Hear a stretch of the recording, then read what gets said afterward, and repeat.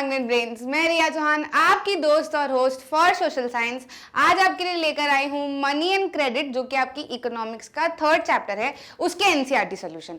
ये चैप्टर आपको बोर्ड में भी आने वाला है, एग्जाम में भी आएगा, और मोस्ट ऑफ द टाइम्स ऐसा होता है कि जब हम पेपर देखते हैं ना बोर्ड एग्जाम का, तो उसमें हमको ऐसा लगता है कि यार ये तो कहीं ना कहीं एनसीईआरटी में ही हमने पढ़ा था, आंसर क्वेश्चन जो है ये कहीं से आया है। अब देखो ये जो क्वेश्चन है ना आपके एनसीईआरटी में भी दिए हुए हैं, ये कुछ इस तरीके के क्वेश्चंस हैं कि मोस्ट ऑफ द टॉपिक को कवर कर लेते हैं, है ना। अब जब बहुत सारे टॉपिक को कवर करके आप आंसर लिख लेते हो ना एक बारी, तो इसी आंसर को लेकर कुछ नया क्वेश्चन बनाया जा सकता है ना। इसी क्वेश्चन को थोड़ा सा बदला जा सकता है, आंसर कहीं ना कहीं ये आएगा। इन पॉइंट्स में से किसी एक दो पॉइंट्स में से नया क्वेश्चन बनाया जा सकता है ना। तो ऐसा क्वेश्चन को लेकर अगर हम नजरिया अपना देखेंगे किस तरीके से क्वेश्चन हमको प्रिपेयर करने फॉर एग्जामिनेशन ऑल्सो, तो तरीका आप बेसिकली ये रखा करो। मैं सारे के सारे वीडियो में आपको ये बोलती हूँ कि जब भी एक बार आपने अच्छे से बैठ के आपका क्या किया, कंसेप्ट रिवीजन कर लिया अच्छे से, बढ़िया से आपने देख लिया कि चैप्टर के अंदर क्या क्या है, क्या क्या चीजें बोली जा रही है। अब जब आप एक बार थरो रीडिंग करते हो ना एनसीईआरटी की, तो उसमें कोशिश किया करो कि हर पैराग्राफ में से खुद से पूछो कि इसमें से क्या क्वेश्चन निकल सकता है। 1 नंबर का, 2 नंबर का, 3 नंबर का, 5 नंबर का क्या क्वेश्चन निकल सकता है। फिर जब वो पूरा टॉपिक कंप्लीट हो गया तो देख लिया करो कि इस पूरे टॉपिक में से क्या 5 नंबर का क्वेश्चन बन सकता है। फिर उसका आंसर खुद से रिवाइज कर लिया करो। इस तरीके से पढ़ने की कोशिश करोगे ना, तो मैं 110% बोल रही हूँ, आपके मार्क्स कोई नहीं ले सकता, और you will be very much confident कि आपका सब कुछ प्रिपेयर हो गया है। नहीं तो फिर क्या होता है कि हम बहुत बार सारा कुछ कंसेप्ट तो प्रिपेयर कर लेते हैं, मन में ऐसा लगता है यार आएगा कि नहीं, बनेगा कि नहीं, आंसर लिखते बनेगा कि नहीं, तो वो प्रॉब्लम रह जाती है ना। तो इस ट्रिक से सॉल्व करोगे ना, या इस ट्रिक से पढ़ने की कोशिश करोगे, तो आपको चीजें अच्छे से बन जाएगी। फिर by the end NCERT solution भी एक बार ही देख लो, तो उसमें आपके अधिकतर क्वेश्चन इंक्लूड हो ही जाते हैं, है ना। अभी जो एनसीईआरटी सॉल्यूशन मैंने लिए है ना, तो वो कुछ इस तरीके से लिए हैं कि वो 2 नंबर में भी आ जाए तो भी आपके पॉइंट्स बन जाए, 5 नंबर का भी आ जाए तो भी पॉइंट्स बन जाए। तो मैक्सिमम मैंने सारे आंसर्स में सारे जितना भी जो भी उसका एस्पेक्ट हो सकता है ना आंसर का, वो पूरा इंक्लूड किया है ना। अब उसमें से वो 2 नंबर का भी दे देंगे तो आपको आंसर लिखते बन जाएगा, 5 का भी दे देंगे तो आपको आंसर लिखते बन जाएगा। शुरू करें। काफी सारे क्वेश्चंस हैं आपके सिविक्स में, ज्योग्राफी में कम क्वेश्चंस हैं एनसीईआरटी सॉल्यूशन में, लेकिन इसमें अच्छे क्वेश्चन है, तो अच्छे से देख लो, समझ लो, बहुत सारी चीजें आपकी कवर हो जाएगी। मैं आपको बताते भी चलूंगी कि आपको आंसर ढूंढना कैसे है आपके एनसीईआरटी में, तो एनसीईआरटी खोल के रखना, ठीक है। पहले क्वेश्चन की हम बात करते हैं। In a situation with high risk credit might create further problems for the borrower, explain. मतलब ये क्वेश्चन क्या बोल रहा है। सबसे पहले तो जैसे ही क्वेश्चन पढ़ा तो ये मत सोचो कि इसके अराउंड आपको क्या आता है, ये सोचो कि क्वेश्चन कहना क्या चाह रहा है। ये क्वेश्चन को अगर अपन हिंदी में कन्वर्ट करें तो क्वेश्चन कह रहा है हाई रिस्क वाली सिचुएशन में क्रेडिट, यानी कि क्रेडिट क्या था, ब्रैकेट में हमने देखा था ना लोन, है ना। तो क्रेडिट का मतलब डायरेक्टली लोन ही समझना है ना, आपके एनसीईआरटी में इसी प्रेफरेंस में आपको दिया हुआ है।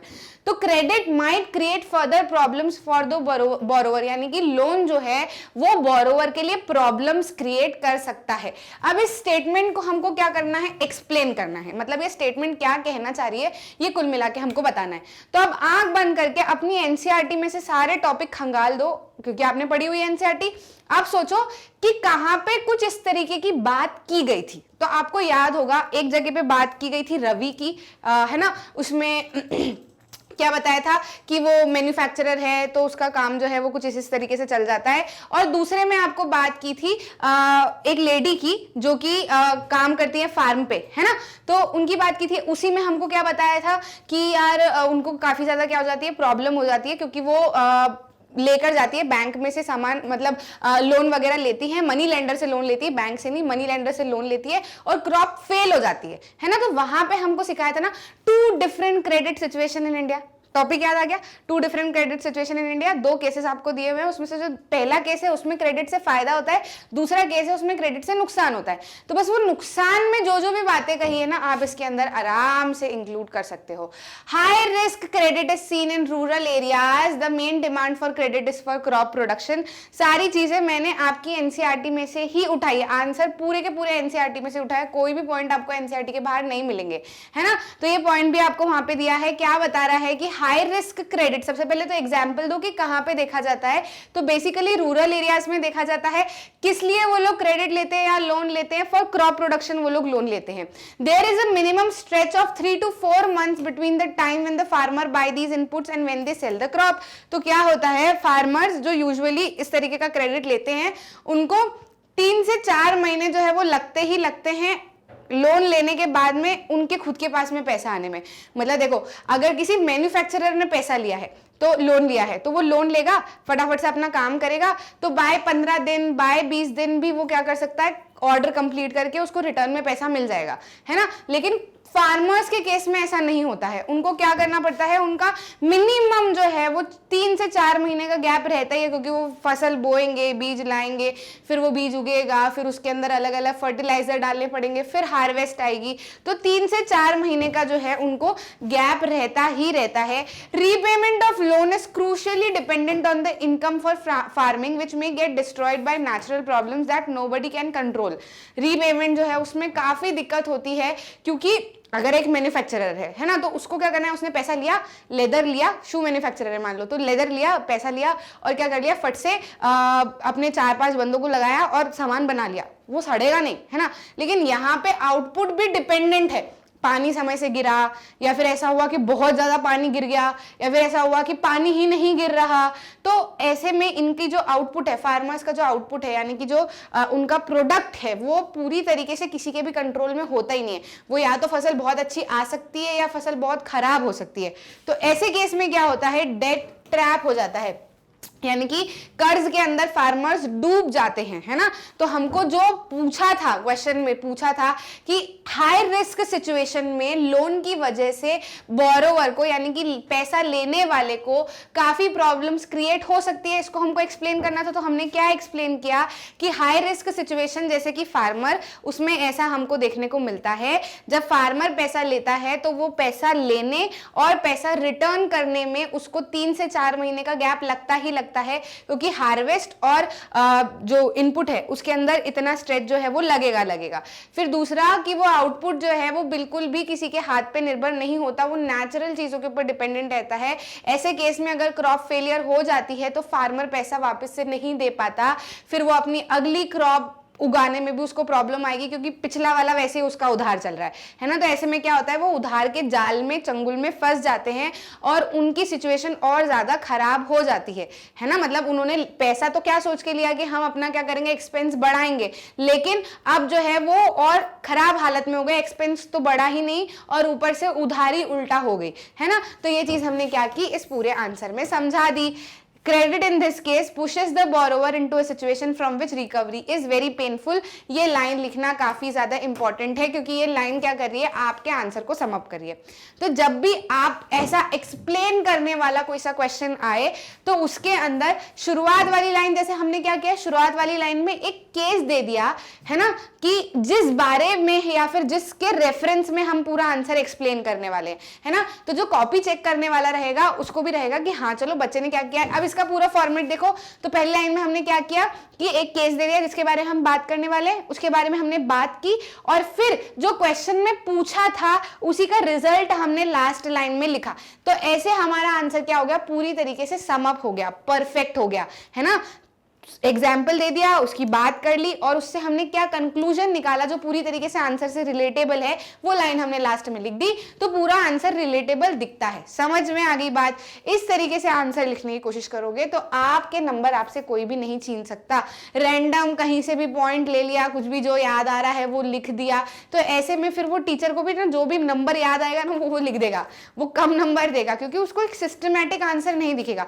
आप आंसर कुछ इस तरीके से लिखो, आप सोचो कि आप इन्विजिलेटर होते, या इन्विजिलेटर नहीं, आप एग्जामिनर होते, तो आप किस तरीके का आंसर सामने वाले स्टूडेंट से एक्सेप्ट कर रहे होते, एक्सपेक्ट कर रहे होते in case of this question, है ना। उस तरीके से आंसर लिखोगे तो परफेक्ट आंसर बनेगा। तो ये मैंने आपको पहले क्वेश्चन में आंसर लिखने का तरीका बताया। अब हम एक एक करके सारे क्वेश्चन से डील कर लेते हैं और समझ लेते हैं। आंसर राइटिंग का तरीका समझ आया।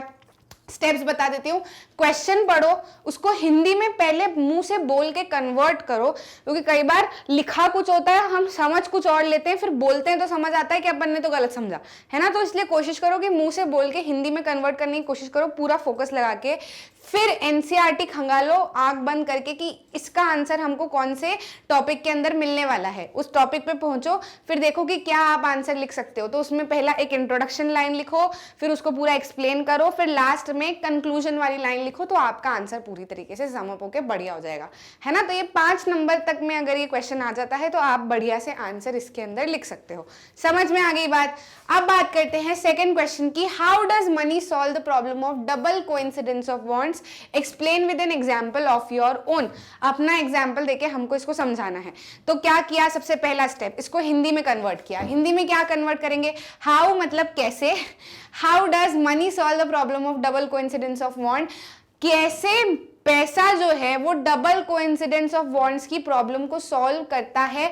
हमको अपने खुद के योर ओन, है ना, खुद के एग्जाम्पल का हमको मतलब आंसर जो है वो एक्सप्लेन करना है खुद के एग्जाम्पल से। मतलब जो बुक में एग्जाम्पल दिया है उससे तो हमने समझ लिया, लेकिन अपना एग्जाम्पल हमको यहाँ पर बना के देना है। तो आंख बंद करो, कहाँ पे मिलेगा ये आंसर, एनसीईआरटी में गए, सबसे पहला वाला पेज जो है वो money as a medium of exchange के अंदर आपको इस बारे में बताया हुआ है ना। क्या बताया हुआ था वहां पे हमको कि पैसे को ही हम as a medium of exchange क्यों यूज करते हैं, हम इसलिए यूज करते हैं ताकि क्या हो कि हम पैसा, अगर कुछ भी सामान खरीदना है तो हम डायरेक्टली सामान वाले के पास में जाए, उसको पैसा दे, वो हमसे पैसा ले और हमको रिटर्न में जो है वो सामान मिल जाए, है ना।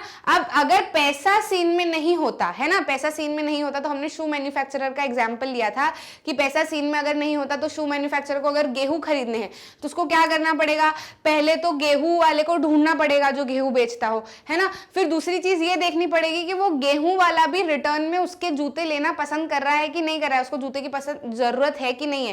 पता चला वो गेहूं वाला बोल देगा नहीं नहीं मेरे को तो जूते नहीं चाहिए रिटर्न में, तुम तो कुछ और लाके दो तभी मैं गेहूं दूंगा, मेरे को क्या करना, जूते मेरे पास है, मेरे को नहीं चाहिए। तो फिर हमको क्या करना पड़ेगा, दूसरा गेहूं वाला ढूंढना पड़ेगा जिसको जूते रिटर्न में चाहिए, है ना, क्योंकि हमारे पास में तो कुछ और नहीं है, बेचते तो हम जूते ही है ना। तो ऐसा करके आपको पूरा एक्सप्लेन किया गया था कि डबल कोइंसिडेंस ऑफ बॉन्ड्स चाहिए होता है ऐसे केस में जब मनी सीन में नहीं होती, दोनों की इच्छाओं में इत्तेफाक होना चाहिए, तभी आप चीजों को, कमोडिटी को मीडियम बना के एक्सचेंज कर सकते हो। समझ में आ गई बात। तो वही चीज हमको यहाँ पे एक्सप्लेन करनी है। तो देखते हैं हमारा आंसर हम कैसे लिखे। अब हमको क्या करना है, यहाँ पे बोला है कि समझ में तो आ गया ना आंसर क्या लिखना है। तो अब यहाँ पे क्या बोल रहे हैं ये कि खुद का एग्जाम्पल देना है। तो वहां पे शू मैन्युफैक्चरर और वीट का एग्जाम्पल था ना, तो शू मैन्युफैक्चरर को किसी से भी रिप्लेस कर दो, क्लॉथ रिटेलर से रिप्लेस कर दो, यूटेंसिल सेलर से रिप्लेस कर दो, कोई दूसरे भी सामान बेचने वाले से रिप्लेस कर लो। और रिटर्न में वीट लेना है तो वीट ले लो, कुछ और सामान लेना है तो कुछ और सामान लिख दो, बस आंसर तो आपका वही रहेगा, सिर्फ दोनों के नाम को चेंज कर दो। समझ में आ गई बात। तो इस तरीके से आप अपना आंसर लिख सकते हो। यहाँ पे डायरेक्टली पूछा है कि डबल कोइंसिडेंस ऑफ बॉन्ड्स को किस तरीके से मनी प्रॉब्लम, ये डबल कोइंसिडेंस ऑफ बॉन्ड की प्रॉब्लम को मनी किस तरीके से सॉल्व कर देता है। तो पहले वही लिखो, पहले लिखो उस चीज को, फिर उसको एग्जाम्पल से एक्सप्लेन करो। क्या लिखेंगे, इन एन इकोनॉमी, ये डायरेक्ट लाइन है जो आपको आपके एनसीईआरटी में दी हुई है, in an economy where money is in use, money by providing the crucial intermediate step eliminates the need for double coincidence of bond. वो क्या करती है, मनी जब मीडियम बन जाती है तो वो क्या करती है, डबल कोइंसिडेंस ऑफ बॉन्ड्स की प्रॉब्लम को अपने आप से सॉल्व कर देती है, एक इंटरमीडिएट स्टेप बनके, मतलब मीडिएटर बनके। कैसे, है ना, ये सवाल आएगा कैसे, तो उसको हमको एग्जाम्पल से सॉल्व बताना है। For example, it is no longer necessary, अब ये जब मनी सीन में आ जाए तो ये जरूरी नहीं है किसी भी क्लॉथ रिटेलर के लिए कि वो फार्मर को ढूंढे जो कि उसका क्लॉथ खरीदे और बदले में उसको वीट सेल करे। समझ में आ गई बात। All he has to do, उसको अगर कुछ करना होगा तो यही करना होगा कि उसको अपने क्लॉथ का बायर ढूंढना पड़ेगा, और एक बार वो क्लॉथ से मनी को एक्सचेंज कर ले फिर वो उसी मनी से वीट खरीद सकता है इन द मार्केट, या फिर वीट या कोई भी कमोडिटी खरीद सकता है इन द मार्केट।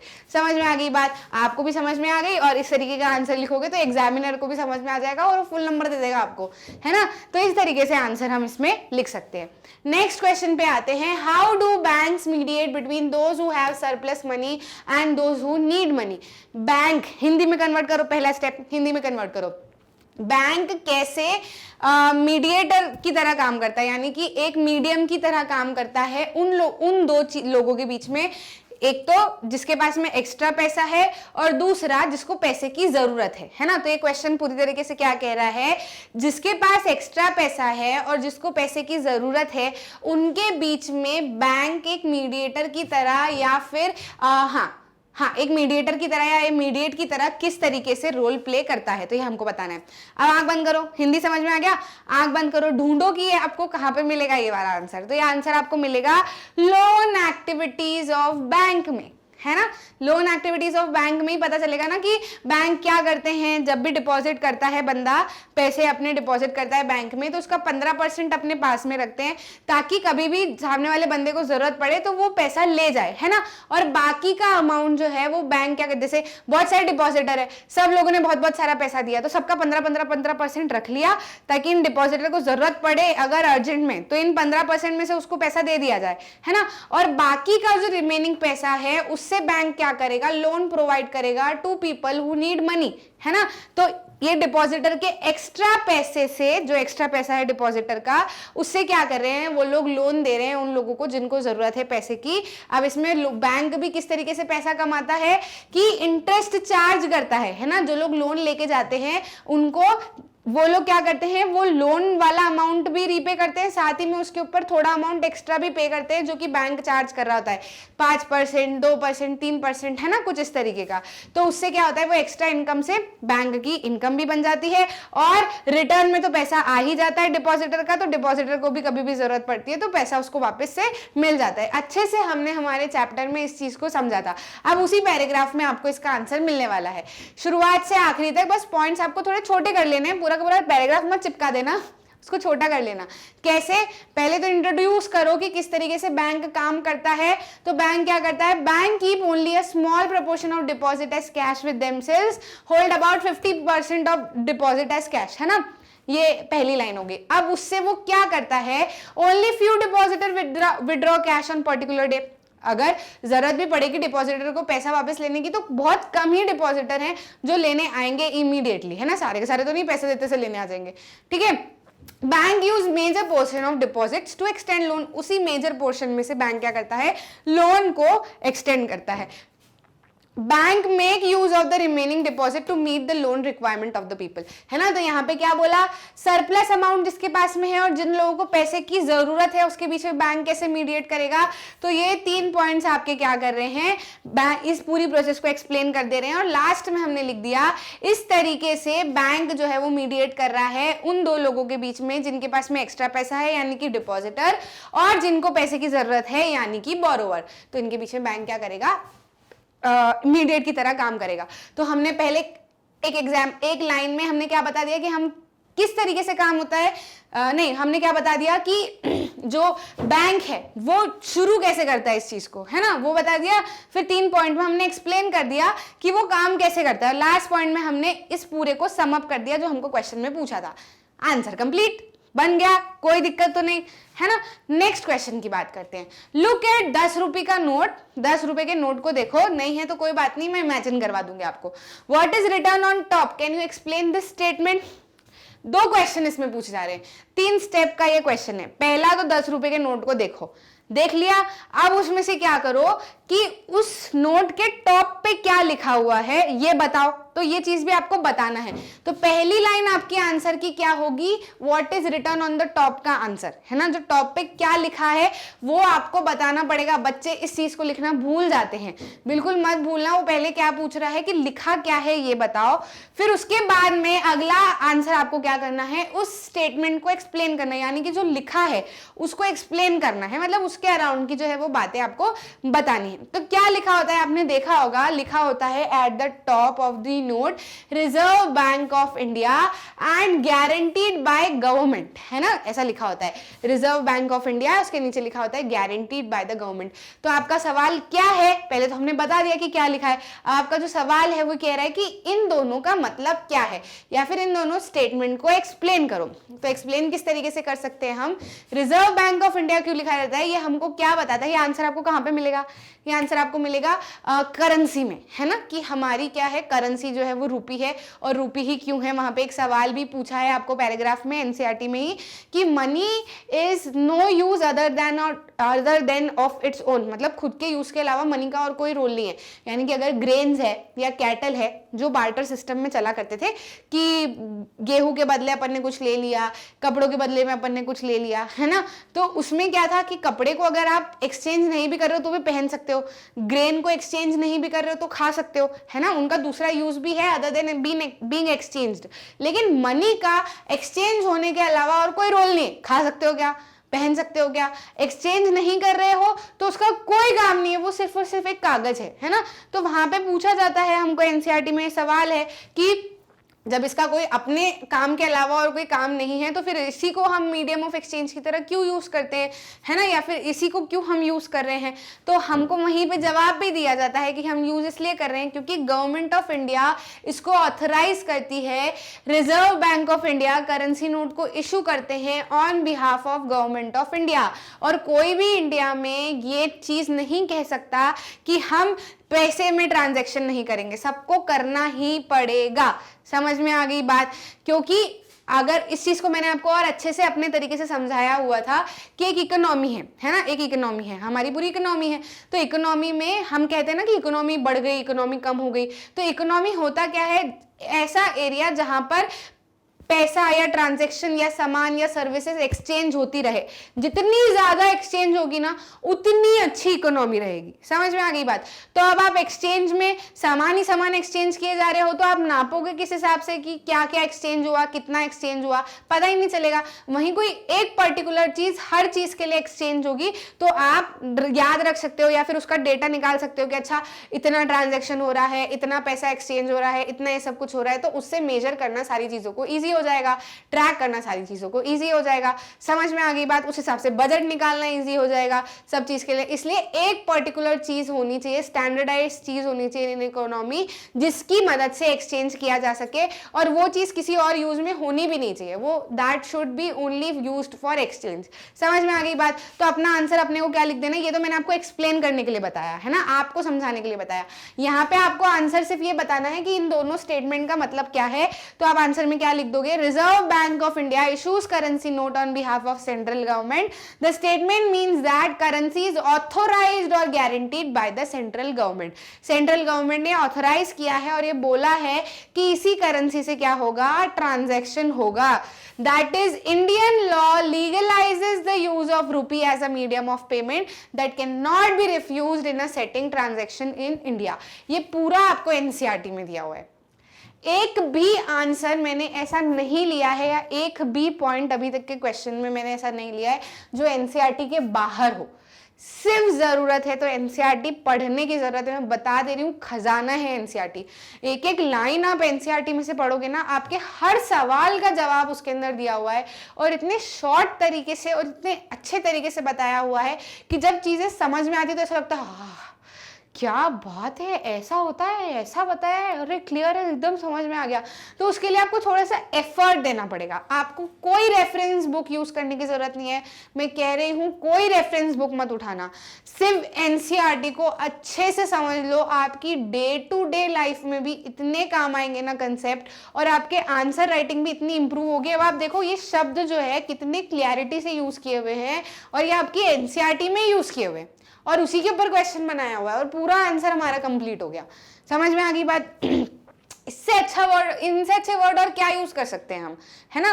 तो ये इस तरीके से आप क्या कर सकते हो, अपना आंसर फ्रेम कर सकते हो। नेक्स्ट क्वेश्चन क्या है, why do we need to expand formal sources of credit in India. India में फॉर्मल सोर्सेज ऑफ क्रेडिट को एक्सपैंड करने की जरूरत क्यों है। हिंदी में कन्वर्ट कर लिया। अब ढूंढो इसका आंसर आपको कहां पे मिलेगा। तो इसका आंसर आपको मिलेगा जहां पे फॉर्मल सेक्टर और इनफॉर्मल सेक्टर क्रेडिट की, फॉर्मल सोर्स और इनफॉर्मल सोर्स ऑफ क्रेडिट की जहां पे बात हुई है ना, एक पूरा पेज है, उसमें आपको एक ग्राफ भी दिया हुआ है इधर वाली साइड में, है ना, वहीं पे आपको इसका आंसर मिलेगा। तो एक क्वेश्चन कह रहा है कि इंडिया में फॉर्मल सोर्स ऑफ क्रेडिट को बढ़ाने की क्यों जरूरत है। फॉर्मल सोर्स ऑफ क्रेडिट मतलब क्या, बैंक हो गया, कोऑपरेटिव हो गया, इनको बढ़ाने की क्यों जरूरत है। तो वहां पे आपको सेकंड थर्ड पैराग्राफ में ही कुछ ऐसा बताया हुआ है कि पूरी सिचुएशन दी हुई है पहले तो, कि लोग जब इनफॉर्मल सोर्सेज से खरीदते हैं या फिर इनफॉर्मल सोर्सेज से पैसा लेते हैं, जैसे कि मनी लेंडर हो गया, ये सब हो गए, तो ये क्या करते हैं, काफी high rate of interest charge करते हैं और ऊपर से इस लोन को सुपरवाइज भी कोई नहीं करता है ना। अगर आपने लोन पे नहीं किया है तो आके आपको मारे कूटेंगे भी सही, कोई नहीं बचाएगा आपको, है ना। वहीं आप बैंक से अगर लोन लेते हो तो वो सुपरवाइज करता है, आरबीआई, सारी चीजें देखी जाती है, कोलैटरल रखा जाता है। तो अगर आप नहीं पे कर पा रहे हो तो फिर वो आपने जो भी गिरवी रखा है उसको बेच के पैसा वसूल लेंगे। लेकिन यहाँ पे कोई भी ऐसा काम नहीं है इनफॉर्मल सोर्स में, है ना। तो पूरा एक्सप्लेन करते हैं कि हायर क्या होता है, हायर रेट ऑफ इंटरेस्ट होता है, इंटरेस्ट काफी ज्यादा देना पड़ता है। तो बंदा बेचारा जिस कारण से उसने लोन लिया है कि चलो मैं लोन लेता हूं और अपना कुछ क्या करूंगा, इंटरप्राइज सेटअप करूंगा या अपना कुछ बिजनेस डालूंगा, तो उससे जो पैसा उसको वापस मिलता है, प्रॉफिट अर्न होता है, वो तो उसका पूरा का पूरा लोन चुकाने में ही चले जाता है। इवन एट अ टाइम तो ऐसा होता है कि इनकम जो है वो कम होती है, बहुत कम रहती है एज कंपेयर टू जो लोन चुकाना है ना। तो बंदा आगे बढ़ ही नहीं पाता, मतलब ही नहीं निकलता कुछ लोन लगाने का। समझ में आ रही है बात। तो वही चीज आपको इसके अंदर लिखनी है। क्या लिखेंगे, द मनी लेंडर और the agricultural trader charges a much higher rate of interest on loan. Higher cost of borrowing मतलब क्या, larger part of earning of borrower is used to repay the loan, है ना। Borrower have less income left with them, से borrower के पास में, मतलब जो बोरोवर कौन, जो लोन ले रहा है ना, उसके पास में बहुत कम इनकम बचती है। इसके कारण से डेट यानी कि कर्जा और कर्जे का ट्रैप भी हो सकता है, कर्जे में आप फंस सकते हो। Also people who might wish to start an enterprise by borrowing may not do so because the high cost of borrowing, वो कर ही नहीं पाते फिर जिस कारण से लिया पैसा और उल्टा भारी पड़ जाते हैं उनको, है ना। For this reason bank and cooperative societies need to lend more. तो ये जो क्वेश्चन था फॉर्मल सोर्सेज, तो हमने क्या बता दिया, फॉर्मल सोर्सेज के यहाँ पे आपको नाम भी दे दिया कि फॉर्मल सोर्सेज में क्या आते हैं, बैंक और कोऑपरेटिव। तो एग्जामिनर को भी लगेगा कि अरे वाह यार, फॉर्मल मतलब पूरी चीज भी एक्सप्लेन कर दी, साथ में फॉर्मल सोर्सेज कौन कौन से हैं ये भी बता दिया, है ना। तो बैंक और कोऑपरेटिव को इसीलिए इंटरेस्ट मतलब लोन देने की ज्यादा जरूरत है, क्योंकि बैंक और कोऑपरेटिव क्या करते हैं, प्रॉपर सुपरविजन रखते हैं, साथ ही साथ में कम रेट ऑफ इंटरेस्ट पे लोन देते हैं। तो जब बंदा एंटरप्राइज डाल रहा है, उसको जो भी प्रॉफिट हो रहा है उससे वो लोन पे करेगा, तो वो लोन भी पे कर सकता है, साथ ही साथ में उसकी कुछ इनकम अपने साथ में बच भी जाएगी। तो इस तरीके से वो ग्रो कर पाएगा। समझ में आ गई बात। This would lead to higher income and many people could then borrow cheaply for a variety of need. इसकी मदद से लोगों की इनकम बढ़ जाएगी और साथ ही साथ में अलग अलग नीड्स के लिए वो लोग बोरो कर पाएंगे, यानी कि लोन ले पाएंगे। तो ये हमने पूरा आंसर जो है वो हमारा समाप्त कर दिया, कोई भी चीज छोड़ी नहीं। और आप देखना, ढूंढना, वहीं से मैंने उसी पैराग्राफ में से ये पूरा आंसर बनाया है, बिल्कुल प्रॉब्लम नहीं आएगी। फिर से बोल दे रही हूँ, एनसीईआरटी पे अपनी पकड़ बना के रखो भाई। एनसीईआरटी पे पकड़ बना ली, आपके मार्क्स, आपका नॉलेज आपसे कोई नहीं ले सकता है। समझ में आ गई बात। इसके बाद में बात कर लेते हैं अगले क्वेश्चन। नेक्स्ट क्वेश्चन देख लेते हैं, क्या कह रहे हैं next question. What is the basic idea behind एसएचजीज for the poor, explain in your own word. मतलब अब इस क्वेश्चन में क्या है, आपको सेल्फ हेल्प ग्रुप्स का जो लास्ट वाला पैराग्राफ है एनसीईआरटी में, वो पूरा का पूरा पैराग्राफ आपको क्या है, आपके हाथ में है ना। अब उसमें से हमको क्या करना है, आंसर निकालना है। क्वेश्चन क्या बोल रहा है, एसएचजी जो सेल्फ हेल्प ग्रुप्स हैं उनके पीछे बेसिक आइडिया क्या है, यानी कि जो सेल्फ हेल्प ग्रुप बनाए गए हैं वो किस कारण से बनाए गए हैं, है ना। तो अपने वर्ड में अपने को क्या लिख देना है, आंसर लिख देना है। It is meant to create self employment opportunity for member.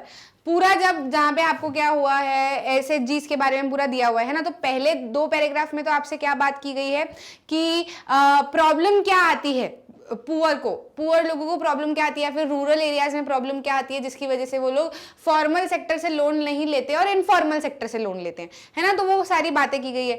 फिर उसी का सॉल्यूशन बताया गया है कि फॉर्मल सेक्टर से लोन दिलवाने के लिए या फिर इस सारी चीजों को, प्रॉब्लम को सॉल्व करने के लिए एक आइडिया निकाला गया ऑफ सेल्फ हेल्प ग्रुप। फिर सेल्फ हेल्प ग्रुप को पूरा इंट्रोड्यूस किया गया है कि किस तरीके से सेल्फ हेल्प ग्रुप काम करते हैं। फिर उसी के जस्ट नीचे आपको बताया गया है कि इन सेल्फ हेल्प ग्रुप से क्या मदद हो सकती सकती है ना। तो बस वही आपके आंसर में यहाँ पे आ जाएगा। सेल्फ हेल्प ग्रुप क्या करते हैं, they create self employment opportunity for member. जो मेंबर हैं वो अपनी खुद का एम्प्लॉयमेंट जो है वो जनरेट कर पाते हैं, क्योंकि वो आसानी से पैसा ले सकते हैं, टाइमली पैसा रीपे कर सकते हैं, कोई उनको कोलैटरल देने की जरूरत भी नहीं पड़ती, और टाइमली उनकी सेविंग भी वहां पर इकट्ठी होती रहती है। Help borrower overcome the problem of collateral, है ना। तो क्योंकि बेसिकली जो रूरल एरियाज वाले लोग हैं या फिर पुअर लोग हैं, वो बैंक से इसलिए लोन नहीं लेने जाते क्योंकि उनके पास में कुछ गिरवी रखने के लिए नहीं होता, है ना। वहीं जब से सेल्फ हेल्प ग्रुप्स बनने लगे हैं तो उनको कोलैटरल देने की जरूरत नहीं है, उनकी सेविंग्स के हिसाब से पूरे के पूरे ग्रुप के नाम पे वो लोग क्या करते हैं, लोन लेते हैं। तो बस वो उनकी सेविंग वहां पे वैसे ही रखी रहती है और वो कंटिन्यू और भी सेविंग करते रहते हैं और अपने हिसाब से लोन ले सकते हैं, तो उनको कोलैटरल देने की जरूरत नहीं पड़ती। They can get timely loan for variety of purposes and at a reasonable interest rate. Bank से डायरेक्टली अगर लोन लेंगे या फिर इनफॉर्मल किसी भी पर्सन से हम लोन लेंगे, मनी लेंडर से लोन लेंगे, तो हर छोटे मोटे काम के लिए हम नहीं पैसा ले सकते, नहीं चुका पाए तो फिर वो देगा नहीं, वो 4 लोगों को और कह देगा कि यार ये तो पैसा नहीं देता है, मत लेना है ना। फिर उनके पास में जाके हम थोड़ी थोड़ी सेविंग भी नहीं दे सकते कि 10 रुपये 5 रुपये 15 रुपये 20 रुपये रखते जाओ, आप धीरे धीरे करके लोन चुका दूंगा। वहीं सेल्फ हेल्प ग्रुप में ऐसा कर सकते हैं, है ना। सेल्फ हेल्प ग्रुप में ऐसा कर सकते हैं, टाइमली अपनी जो भी सेविंग हो रही है वो वहां पे डालते जाओ, तो वो थोड़ा थोड़ा पैसा मिलके बहुत सारा पैसा हो जाता है। प्लस दूसरे लोग भी अपनी सेविंग जो है वो मिलाते जाते हैं, और आप भी जब ग्रुप में जुड़े होते हो तो आपकी भी कोशिश रहती है कि आप टाइमली चीजों को पे कर सको, और लोन भी आपको आसानी से छोटे मोटे काम के लिए, बच्चे को साइकिल दिलानी है या बच्चे की स्कूल की इस महीने की फी पे करनी है ना, या फिर सिलाई मशीन खरीदनी है ना, या फिर कुछ भी छोटा मोटा काम करना है, तो उसके लिए आपने पैसा लिया फिर चुका दिया, फिर पैसा लिया फिर चुका दिया, ये आप आसानी से वहां पे कर पाते हो। वुमेन को खास जो है वो प्रॉफिट मिलता है क्योंकि they can become self reliant, है ना। औरतें जब छोटी छोटी सेविंग अपनी वहां पर इंक्लूड करेंगी तो अपने हिसाब से अपना कुछ भी छोटा मोटा बिजनेस भी वो डाल सकती हैं, सिलाई मशीन लाके कपड़े सिल सकती हैं, कुछ सामान खरीद के ब्यूटी पार्लर खोल सकती हैं, और भी बहुत सारे काम कर सकती हैं, अपनी पढ़ाई के लिए भी पैसा निकाल सकती हैं इफ दे वांट, है ना। कुछ लोन ले सकती है, किताबें उस चीज से खरीद सकती हैं। तो वुमेन जो है वो क्या हो जाएंगी, खुद के ऊपर सेल्फ रिलायंट, आत्मनिर्भर इसकी मदद से बन पाती हैं।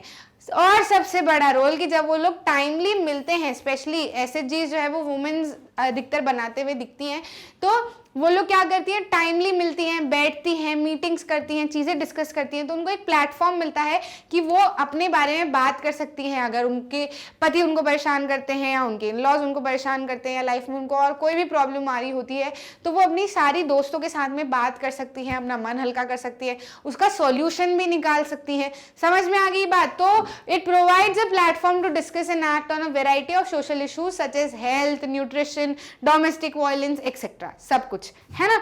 नेक्स्ट क्वेश्चन की बात कर लेते हैं। What are the reasons why the banks might not be willing to lend to certain borrowers? क्या कारण है कि बैंक कुछ बोरोवर्स को लोन देना पसंद नहीं करते, है ना। क्योंकि बेसिक लोन का काम क्या होता है, या फिर लोन का एम क्या होता है कि जो लोग नहीं कमा पा रहे हैं, जिनके पास में इनकम नहीं है अभी अपना काम सेटअप करने की, तो वो लोन ले सके और अपना काम सेटअप कर ले और अपनी इनकम बढ़ाएं, है ना, ताकि उनकी फैमिली भी आगे बढ़े, वो भी आगे बढ़े, उनके बच्चों के भी एजुकेशन में वो लोग इन्वेस्ट कर पाए, है ना। इसलिए बेसिकली लोन दिया जाता है। हम लोग कई बार देखते हैं कि बैंक्स रिफ्यूज कर देते हैं ऐसे लोगों को लोन देने के लिए, है ना। तो ऐसा क्यों होता है, क्यों बैंक रिफ्यूज करते हैं, तो यही आंसर हमको यहाँ पर बताना है। क्यों रिफ्यूज करते हैं, ये सारा कुछ ना आपको वो फॉर्मल और इनफॉर्मल सेक्टर वाले पैराग्राफ्स में ही मिल जाएगा, है ना। लास्ट थर्ड पैराग्राफ में आपको ये आंसर जो है वो मिल जाएंगे। बैंक को प्रॉपर डॉक्यूमेंट चाहिए होते हैं, कोलैटरल चाहिए होता है as a security against the loan. Some people fail to meet these requirement. Collateral चाहिए होता है ना। आप देखो यार, आप लोन लेने जा रहे हो, बैंक से लोन लेने जा रहे हो, तो आपको कुछ गिरवी रखना पड़ेगा इन केस, क्योंकि बैंक भी जो आपको लोन दे रहा है वो दूसरे के पैसे से लोन दे रहा है ना। लोन एक्टिविटी ऑफ बैंक में हमने समझा ना कि वो दूसरे पैसे से लोन दे रहा है, बैंक अपनी जेब में से तो लोन दे नहीं रहा।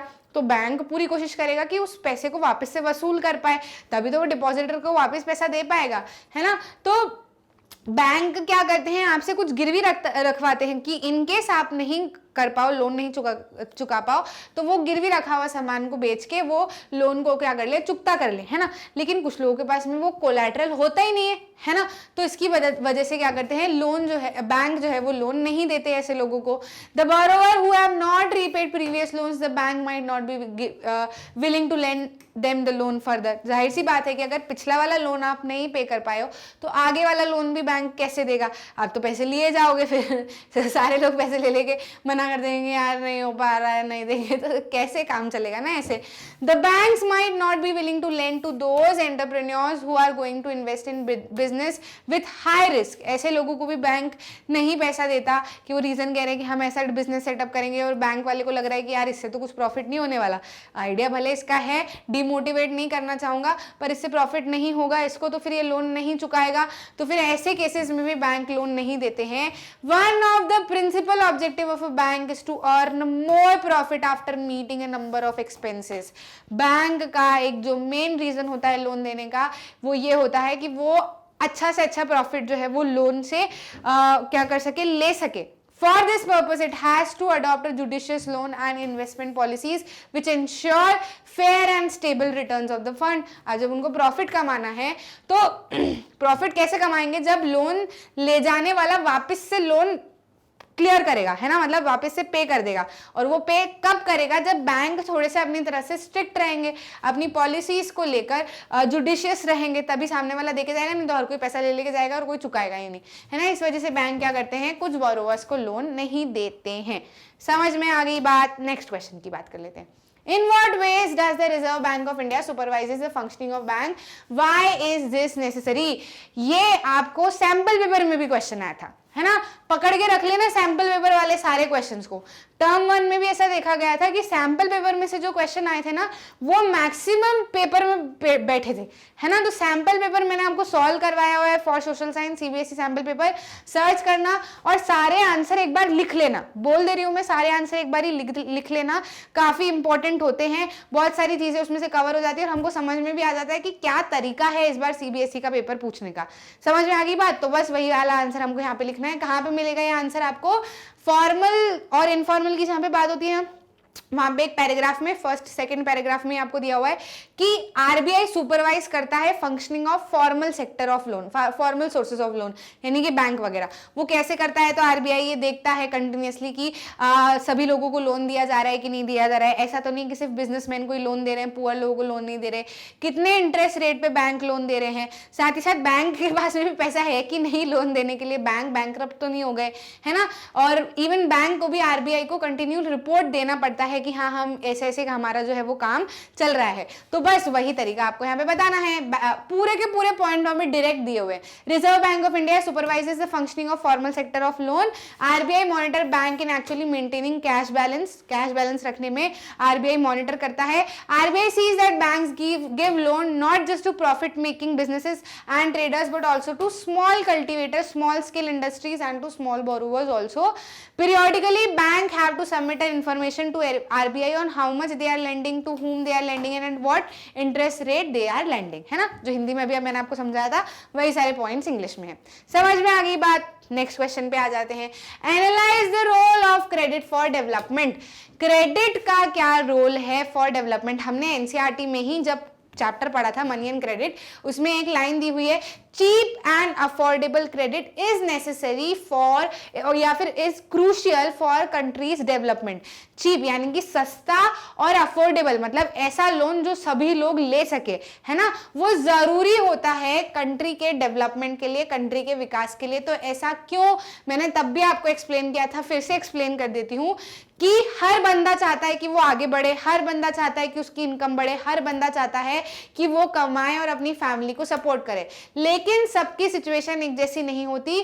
कुछ लोगों के पास में पैसा होता है जिसको वो इन्वेस्ट करके अपना काम धंधा डाल सकते हैं, कुछ लोगों के पास में पैसा नहीं होता फॉर इन्वेस्टमेंट। ऐसे केसेस में बैंक या फिर जो लोन है या क्रेडिट है वो इंपॉर्टेंट रोल प्ले करता है।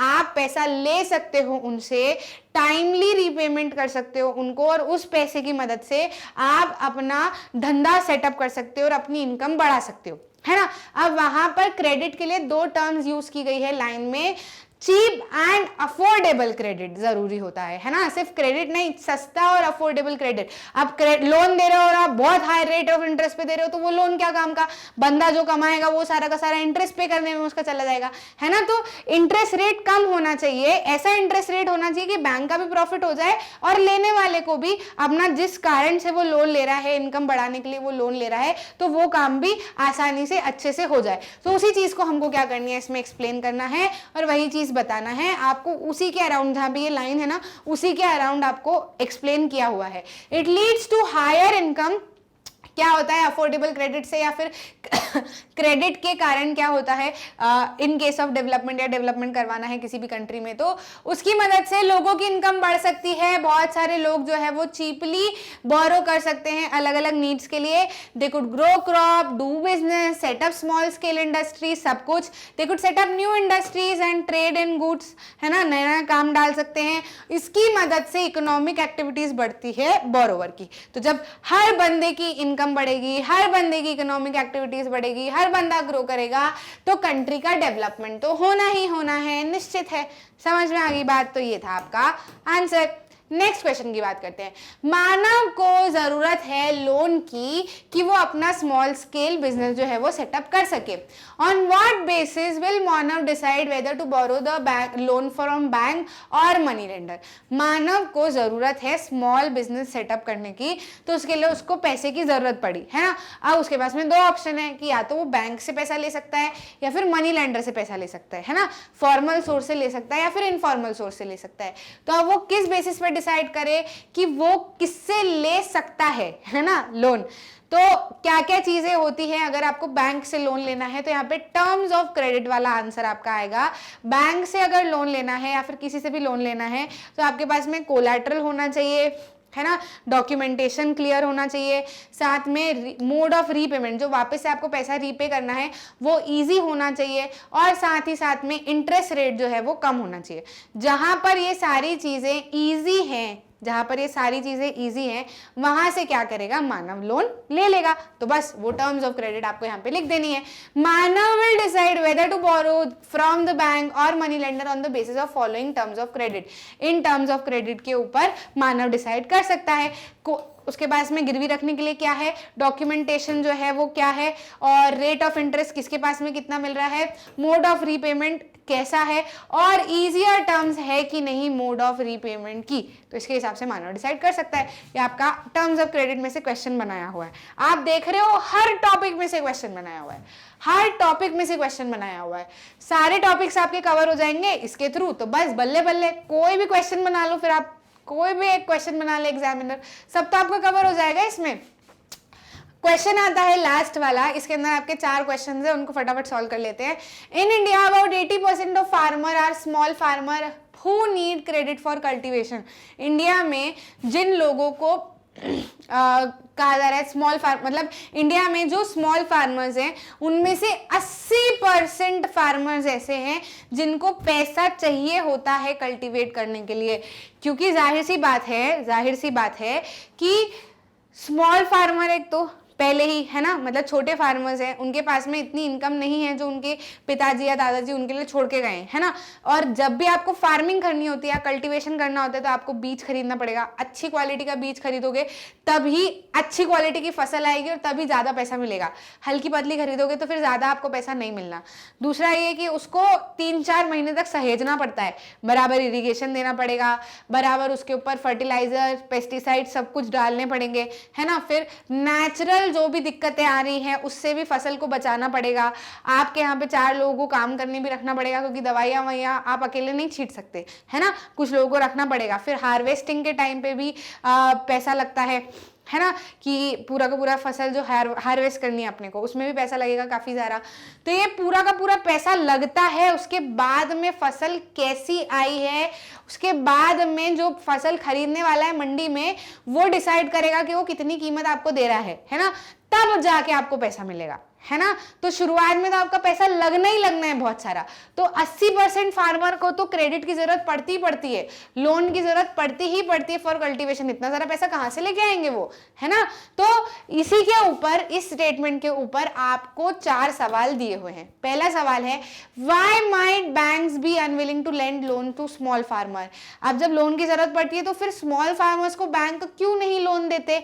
तो वो लोन इसलिए नहीं देते हैं, might be unwilling to lend loan to small farmer because the farmer usually take crop at the beginning of the season and repay the loan after the harvest। ऐसा ही answer हम थोड़ी देर पहले लिख चुके हैं, है ना। तो बस वो देखो, आंसर्स आपके कई जगह सेम ही रहेंगे, क्वेश्चन पूछने का तरीका बदल दिया। यहाँ आपको केस बेस्ड क्वेश्चन दे दिया, मानव के टर्म्स में क्वेश्चन दे दिया, एक रियल लाइफ स्टोरी दे दी और आपसे उसमें से सवाल पूछ रहे हैं, है ना। तो बात वही है, लिखना आपको वही है कि बैंक नहीं दे पाते क्योंकि फार्मर्स जो है वो थोड़े से लंबे समय बाद जो है वो पैसा रीपे करते हैं।